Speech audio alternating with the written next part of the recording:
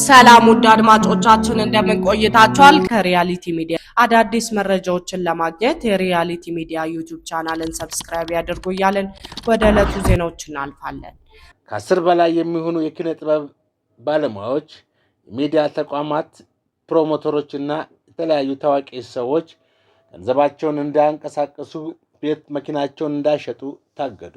ዳዩ ተጠቃሾቹ ሰዎች ይህ እግድ የተላለፈባቸው ያላቸውን እውቅና ተጠቅመው ቴክ ኢንቨስትመንት ለተባለ ድርጅት መኪና ያስመጣላቸዋል በማለት ሰዎች እንዲጭበረበሩ ምክንያት በመሆናቸው ነው።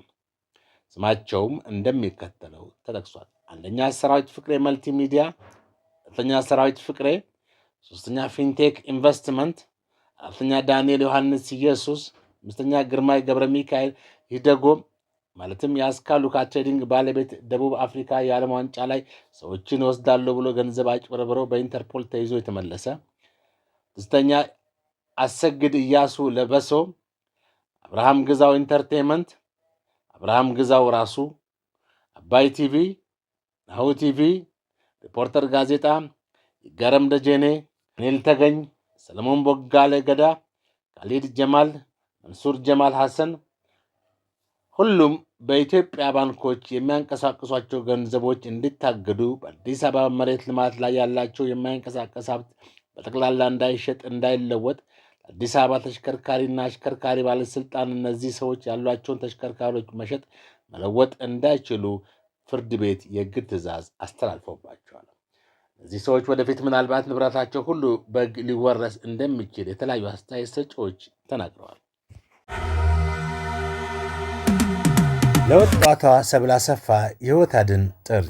ከካንሰር ጋር የምታደርገውን ትግል እንድታሸንፍ እንርዳ። የደቡብ ጎንደር የወረታ ከተማ ተወላጅ የሆነችው የ21 ዓመቷ ወጣት ሰብለ አሰፋ የዳር ሕይወቷን በደስታ ጀምራ ነበር። ግን የደስታ ጊዜዋ ብዙም ሳይቆይ በአስደንጋጭ የጤና እክል ተተካ። መጀመሪያ ላይ እርግዝና ምልክት መስሏት የነበረው ድካምና የትንፋሽ መቋረጥ ምርመራ ሲደረግላት ግን አኪዩት ማይሎብላስቲክ ሊኩሚያ የተሰኘ ፈጣንና አስከፊ የደም ካንሰር መሆኑ ታወቀ። ሰብለ ካንሰሩ ሲታወቅባት የ4 ሳምንት ነፍሰ ጡር ነበረች።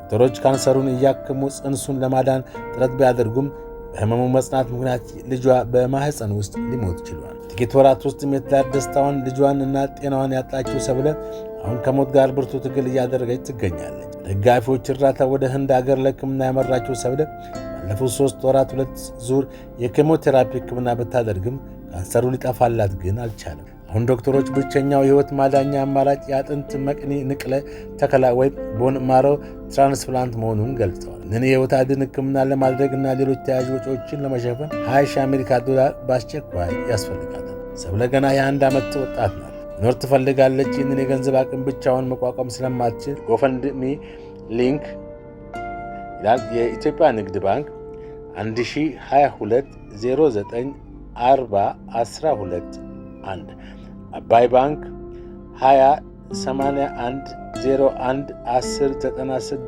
36 40 19 በቴሌብር 09 18 09 43 00 ቴድሮስ ወንድም። ኳታር ኢራንን አስጠነቀቀች። በግዛቷ ውስጥ የሚገኘው የዓለም ትልቁ የተፈጥሮ ጋዝ ማምረቻ ስፍራ በእስራኤል የተመታባት ኢራን የኳታር የነዳጅ ኩባንያ ላይ የሚሳይልና የሮኬት ጥቃቶችን ፈጸመች። ይህንን ጥቃት ተከትሎ ኳታር ኢራንን ለቀጠናው ብሔራዊ ደህንነትና መረጋጋት ቀጥተኛ ስጋት ስትል የገለጸች ሲሆን 2 የቴህራን ዲፕሎማቶችንም ከሀገር አባራለች። ትናንት እስራኤል ደቡብ ፓርስ የሚገኘው የፔትሮኬሚካል ተቋም የአየር ድብደባ ከፈጸመች በኋላ ኢራን፣ ኳታር፣ ሳውዲ አረቢያና የተባበሩት አረብ ኤሚሬቶች ውስጥ የሚገኙ ነዳጅ ማውጫ ስፍራዎች ላይ የአጸፋ ጥቃት እንደምትፈጽም አስጠንቅቃለች። ኢራን ፕሬዚዳንት ማሱድ ፔዜሽኪያን ደቡብ ፓርስ የጋዝ ስፍራ ላይ ከደረሰው ጥቃት በኋላ ባደረጉ ነገር የዚህ ጥቃት መዘዝ ከቁጥጥር ውጭ እንደሚወጣ አሳስበዋል። ምሽት ላይ በኳታር ራስ ላፋን ኢንዱስትሪያል ከተማ ውስጥ የሚገኘው ዋነኛ የነዳጅ ማቀነባበሪያ ስፍራ በሚሳይሎች እንደተመታ በሀገሪቱ መንግስት ባለቤትነት የያዘው የኳታር ኢነርጂ ኩባንያ አስታውቋል። በጥቃቱ የተነሳ ስፍራው በእሳት እንደተያዘና ተቋሙ ላይ ከፍተኛ ጉዳት እንደደረሰም ተገልጿል። ኩባንያው ባወጣው መረጃ ደግሞ ኢራን በፈጸመችው ሌላ የሚሳይል ጥቃት የኢነርጂ ተቋሙ ላይ ጉዳት መድረሱን አስታውቋል። ኳታር የኢራንን ጥቃት ለቀጠናው ብሔራዊ ደህንነት ላይ እና መረጋጋት ቀጥተኛ ስጋት ስትል ገልጸዋለች። የኢራን ወገን ቀጠናውን ወደ ገደል የሚወስደው እና የዚህ ቀውስ አካል ያልሆኑ አገራትን ወደ ግጭት አዙሪት የሚስበውን የማባባስ ፖሊሲዋ ቀጥሎበታል ብላለች። ምላሽ የመስጠት መብት እንዳላት የገለጸችው ኳታር ሉዓላዊነቷን፣ ደህንነቷን እና የዜጎቿን ደህንነት ለማስጠበቅ አስፈላጊውን እርምጃ በሙሉ ከመውሰድ ወደኋላ እንደማትል አስጠንቃለች። ከሰዓታት በኋላ ኳታር ሁለት የኢራን ዲፕሎማቶችን በ24 ሰዓት ውስጥ አገሪቱን ለቀው እንዲወጡ አዛለች። ለቀው እንዲሄዱ የታዘዙት የኢራን ወታደራዊና የደህንነት አታሺዎች እንደሆኑ የኳታር ውጭ ጉዳይ ሚኒስትር አስታውቋል።